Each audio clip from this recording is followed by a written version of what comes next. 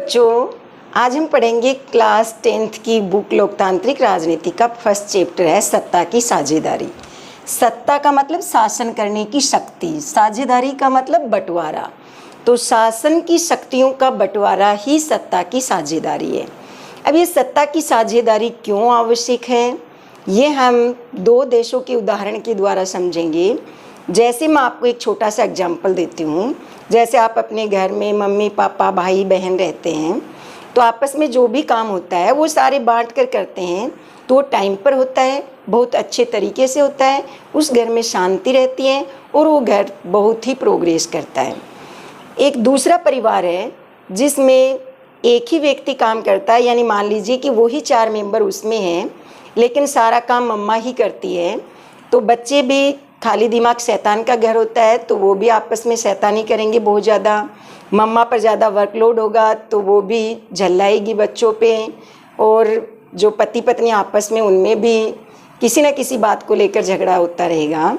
तो ऐसी स्थिति में क्या होता है कि एक फैमिली हमने देखी जिसमें कि काम का बंटवारा करने पर उस परिवार की आर्थिक सामाजिक हर तरीके से प्रगति होती है। दूसरी फैमिली जो काम का बंटवारा नहीं करती है, जिससे उनको नुकसान उठाना पड़ता है, ना काम टाइम पर होता है, ना ही उस परिवार की प्रोग्रेस होती है। तो ऐसे ही हम दो एग्जाम्पल लेते हैं श्रीलंका और दो देशों के, श्रीलंका और बेल्जियम का। अब देखिए, श्रीलंका है वो एक द्वीपीय देश है। द्वीपीय देश का मतलब वो भूखंड जिसके चारों ओर पानी होता है उसको हम द्वीप कहते हैं। तो श्रीलंका जो कंट्री है उसके चारों ओर पानी है, जो अपने इंडिया के साउथ में तमिलनाडु के दक्षिणी तट से ये लगा हुआ है। तो ये एशिया महाद्वीप में है। बेल्जियम है वो यूरोप महाद्वीप में है। और बेल्जियम की जो सीमाएं हैं वो किन से लगती है, फ्रांस, नीदरलैंड, लग्जमबर्ग, इनसे इनकी सीमाएं लगती है। अब देखिए, श्रीलंका की जो आबादी है वो लगभग 2 करोड़ है, यानी अपना जो हरियाणा है उस हरियाणा राज्य की जो आबादी है लगभग उसके बराबर है। हम बेल्जियम की बात करें तो बेल्जियम का जो क्षेत्रफल है वो भी अपने हरियाणा के जितना है, और आबादी जो है वो हरियाणा से आधी है, यानी 1 करोड़ के लगभग यहाँ की आबादी है। तो ये तो दोनों की भौगोलिक स्थिति हो गई, वहाँ का क्षेत्रफल और वहाँ की जो आबादी है वो किस प्रकार से है। अब ये तो मैंने आपको स्थिति समझाने के लिए बताई है।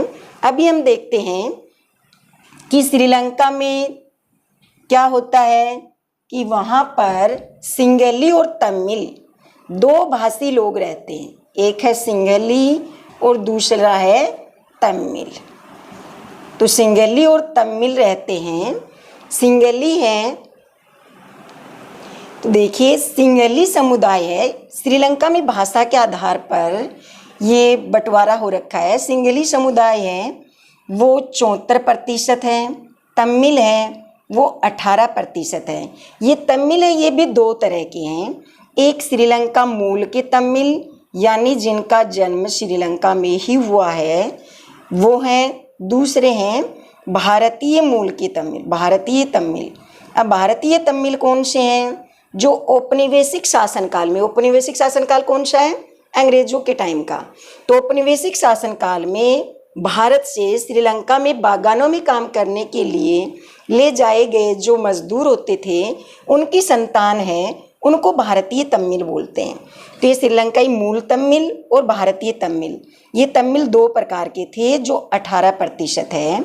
इसके अलावा ईसाई लोग हैं वो है 7% और 1% अन्य लोग हिंदू मुस्लिम जो भी हैं वो हैं।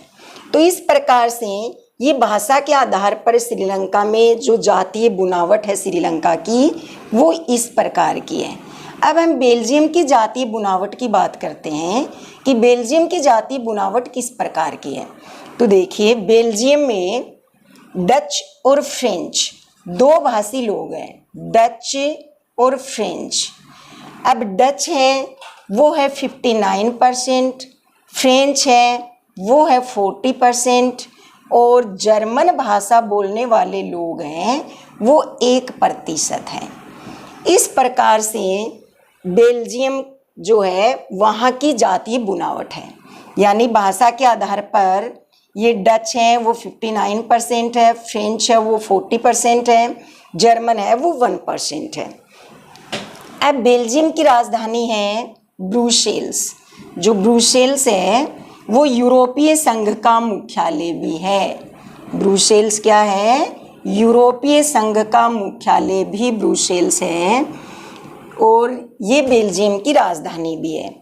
अब बेल्जियम में कुछ जातीय बुनावट इस प्रकार से हैं कि यहाँ पर 80% है वो फ्रेंच हैं और 20% है वो डच हैं।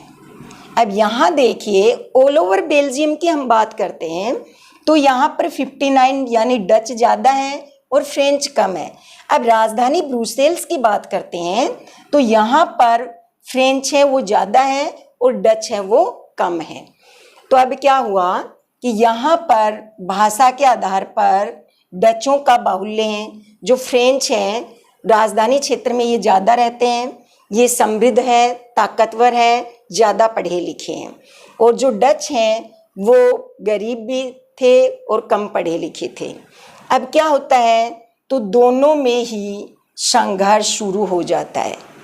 फिर ये संघर्ष 1950 से 60 के दशक में डच और फ्रेंच दोनों में संघर्ष होता है और फिर बेल्जियम अपने संविधान में 1970 से लेकर 1993 तक 4 बार संविधान में संशोधन करता है। अब किस प्रकार से करता है वो मैं आपको आगे बताती हूँ। बेल्जियम के संविधान में 4 बार संशोधन क्यों किए गए? ताकि प्रत्येक नागरिक को अपने देश में बेगानापन फील नहीं हो, कि हम अपने ही देश के नागरिक ये महसूस हो। हर एक व्यक्ति की समस्या को समझा गया, चाहे वो डच हो चाहे फ्रेंच हो, इसलिए उन्होंने चाहे जर्मन हो, इसलिए उन्होंने अपने संविधान में 4 बार संशोधन किए। और बेल्जियम का जो मॉडल है वो पूरे विश्व में सराहनीय रहा। तो बेल्जियम के मॉडल की विशेषताएं क्या क्या हैं?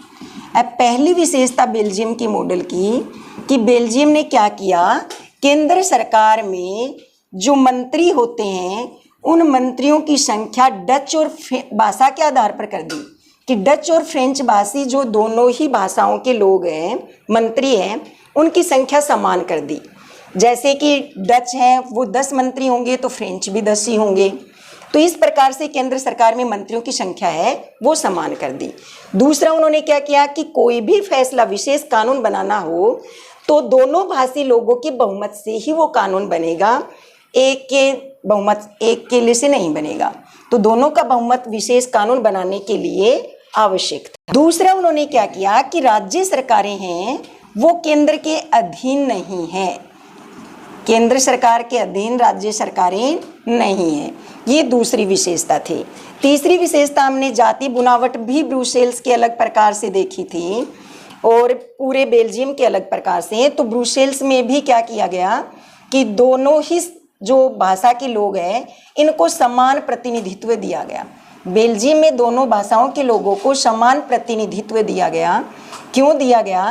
क्योंकि ऑल ओवर बेल्जियम में डच ज़्यादा थे और ब्रुसेल्स में फ्रेंच ज़्यादा थे। तो डचों ने पहले ऑल ओवर बेल्जियम में फ्रेंचों की बात मान ली, तो इन्होंने सोचा क्यों ना हमें भी ये बात माननी चाहिए।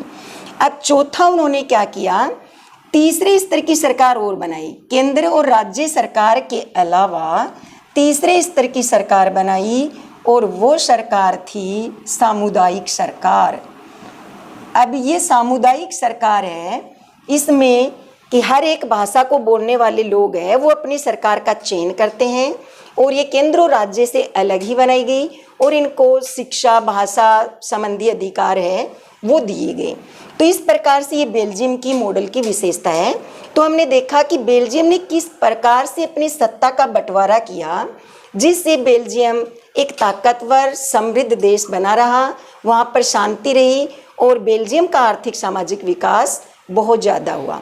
अब हम बात करते हैं श्रीलंका की कि श्रीलंका में कि तमिल, भारत, ये सिंगली और तमिल 2 समुदाय थे। अब जो सिंगली समुदाय है वो बहुसंख्यक था, हमने देखा 74% है, और तमिल समुदाय है वो 18% है। तो इस बहुसंख्यक समुदाय ने अल्पसंख्यक समुदाय पर अपना प्रभुत्व स्थापित करना चाहा। तो क्या हुआ कि 1948 में श्रीलंका आज़ाद होता है। श्रीलंका स्वतंत्र कब होता है? 1948 में।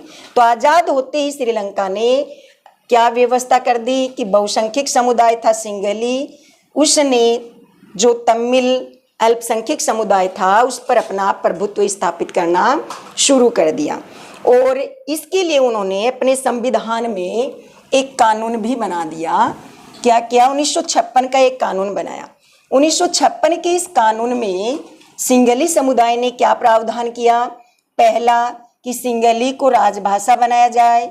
दूसरा, जो सरकारी नौकरी है या विश्वविद्यालयों में शिक्षा लेनी है तो विश्वविद्यालयों और सरकारी नौकरियों में सिंगलियों को ही प्राथमिकता दी जाए। और सिंगली समुदाय का धर्म था बौद्ध, तो बौद्ध धर्म को बढ़ावा दिया जाए, संरक्षण दिया जाए। तो ये सारे 1956 के जो कानून थे वो सिंगली समुदाय के पक्ष में थे। अब तमिल समुदाय का शोषण होने लगा तो तमिल लोगों ने इसका विरोध किया और उन्होंने कहा कि अब 1980 में आते आते ये विरोध है वो और भी तेज हो गया और सिंगली समुदाय है उसने अपने बहुसंख्यक जो वाद था उसका उन्होंने पुरजोर फायदा उठाया और ये पक्ष में अपने कानून बना लिए। लेकिन फिर तमिल समुदाय ने इसका विरोध किया तो उन्होंने कहा कि तमिल को राजभाषा बनाया जाए, विश्वविद्यालय सरकारी नौकरियों में भी तमिल लोग हैं उनको प्राथमिकता दी जाए और इसके अलावा हमें क्षेत्रीय स्वायत्तता भी दी जाए। तो ये तमिल समुदाय की मांगे थी।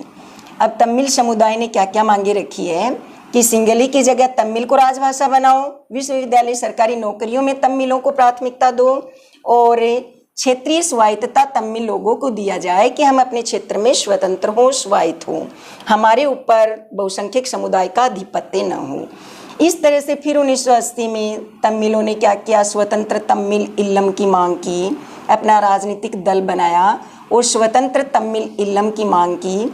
तो इस तरह से ये संघर्ष है वो चलता रहा और ये जो संघर्ष है 1948 से ही शुरू हो जाता है धीरे धीरे और 1980 में अलग अपनी मांग कर लेते हैं ये स्वतंत्र तमिल इल्लम संघ की। और उसके बाद में 2009 तक श्रीलंका में गृह युद्ध है वो चलता है। 2009 में जाकर श्रीलंका में गृह युद्ध है वो समाप्त होता है। तो देखिए हमने दो उदाहरण देखे, बेल्जियम और श्रीलंका। बेल्जियम ने अपनी सत्ता का बंटवारा किया, वहाँ शांति रही और वहाँ पर हर क्षेत्र का विकास हुआ। अब हमने श्रीलंका का उदाहरण देखा कि श्रीलंका में बहुसंख्यक समुदाय ने अल्पसंख्यक समुदाय को दबाया, फलस्वरूप गृह युद्ध शुरू हो गया और वहाँ का जो विकास है चहुमुखी विकास भी अवरुद्ध हो गया और वो गृह युद्ध जाकर 2009 में समाप्त हुआ। तो इस प्रकार सत्ता की साझेदारी है वो आवश्यक होती है। तो सत्ता की साझेदारी की आवश्यकता क्यों होती है? विभिन्न सामाजिक समूह के मध्य टकरावों को दूर करने के लिए, राजनीतिक स्थिरता लाने के लिए और लोकतंत्र की आत्मा होती है। जो सत्ता की साझेदारी है वो लोकतंत्र की आत्मा है, इसलिए भी सत्ता की साझेदारी जरूरी होती है। तो ये तीन मुख्य बिंदु सत्ता की साझेदारी की आवश्यकता के हमने पढ़े। पहला कि राजनीतिक स्थिरता लाने के लिए, दूसरा विभिन्न समुदायों के बीच टकरावों को दूर करने के लिए और तीसरा जो हमने पढ़ा सत्ता की साझेदारी लोकतंत्र की आत्मा है, इसलिए भी ये जरूरी है। वीडियो देखने के लिए बहुत बहुत धन्यवाद।